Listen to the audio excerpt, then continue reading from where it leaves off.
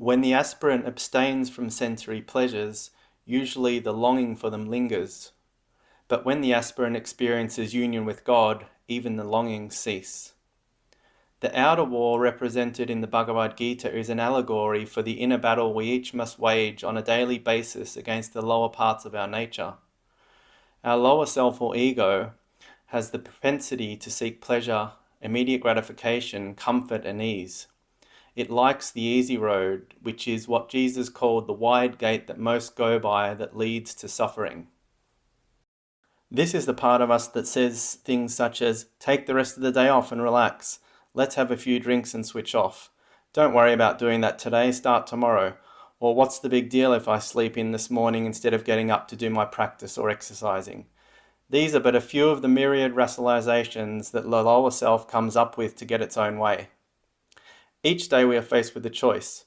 We can give in to our lower nature, take it easy, indulge our appetites, and ignore the vision and ideal we have for our life, or we can take the road less travelled, the narrow gate that Jesus said leads to life, whereby we develop temperance, restraint, and self-control, pursuing our vision and ideal single-heartedly. The Gita does not teach that enjoying life and all its sensory pleasures is bad. We should enjoy our beautiful world and all its amazing experiences, but we should do so while ensuring that we maintain our inner freedom. If we repeat something often enough, we are likely to become attached or addicted to it. These repetitive actions create strong habits that bind our future selves. When this happens, we are no longer free and we can no longer enjoy our life. The first step in transcending our destructive habits is to reduce and cut back the quantity of whatever it is that we're doing that we want to stop. This is not essential. You could just skip it and go cold turkey, but know that it makes it a lot harder and creates more suffering in the initial days. By weaning yourself down over a number of weeks, you not only make it more likely that you will succeed, but will make it easier and less painful too. Step 2 is to abstain. We need to stop doing whatever it is that we are doing that is holding us back. We need to interrupt the pattern, fast if you will. The first day is by far the hardest as we are habituated to doing the thing. But day 2 will be a little better, and each day after that the pull will weaken and the clouds will begin to lift. Stick with it, be strong, get help from those around you. You will start feeling better and freer within days. Abstaining from sensory activity while your mind is still consumed by them will not free you. But by restraining sense activity and performing God-uniting actions, you will succeed. Stopping is not enough. For whatever we are doing is attempting, though in vain, to serve a purpose. It is trying to fill a void within. So many of us in the modern world feel that there is something missing in our lives, and most of us try to resolve this feeling by pursuing external things. The problem is that nothing of the senses will ever satisfy the soul, for what we are really yearning for, whether we realize it or not, is the meaning and purpose that comes from communion with the One, the Self, God, and from living according to our highest ideal. So step 3 is to connect with a higher power and start living according to your highest vision. The importance of connecting to a higher power to free ourselves from addictions is the central principle of AA and other related 12-step recovery programs, and the Gita agrees. In order to be truly fulfilled and free, we must establish a relationship with our true self, the divine. Nothing else will do. Nothing else will end our yearning, our thirst, and our search.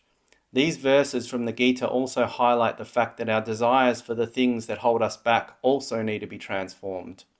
While we rely on willpower to keep us on track and resist our desires, we are not truly free and will remain ever susceptible to straying from the path when our will is weak.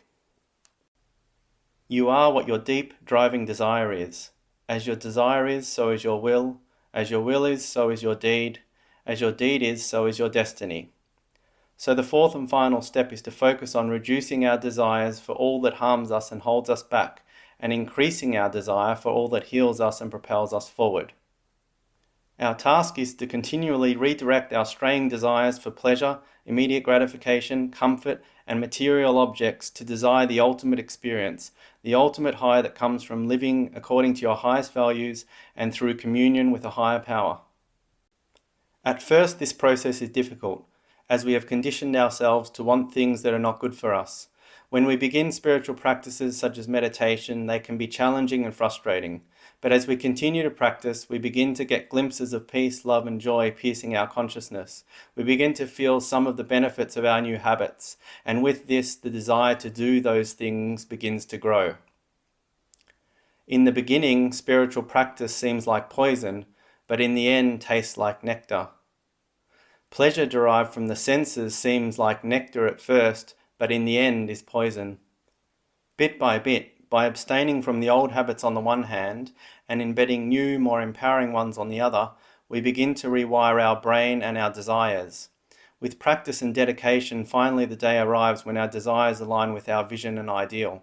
We stop sabotaging ourselves, taking one step forward and two steps back, and begin to make true progress towards who we would like to be. At this stage, we're finally free. Start redirecting your straying desires and rewiring the habits that hold you back today. To summarize, step 1, reduce and cut back. Step 2, abstain, interrupt the pattern, fast. Step 3, substitute something fulfilling and connect to a higher power. Step 4, rewire your desires. If you got something out of this video today, please give it a like and subscribe to the channel so you don't miss our future videos.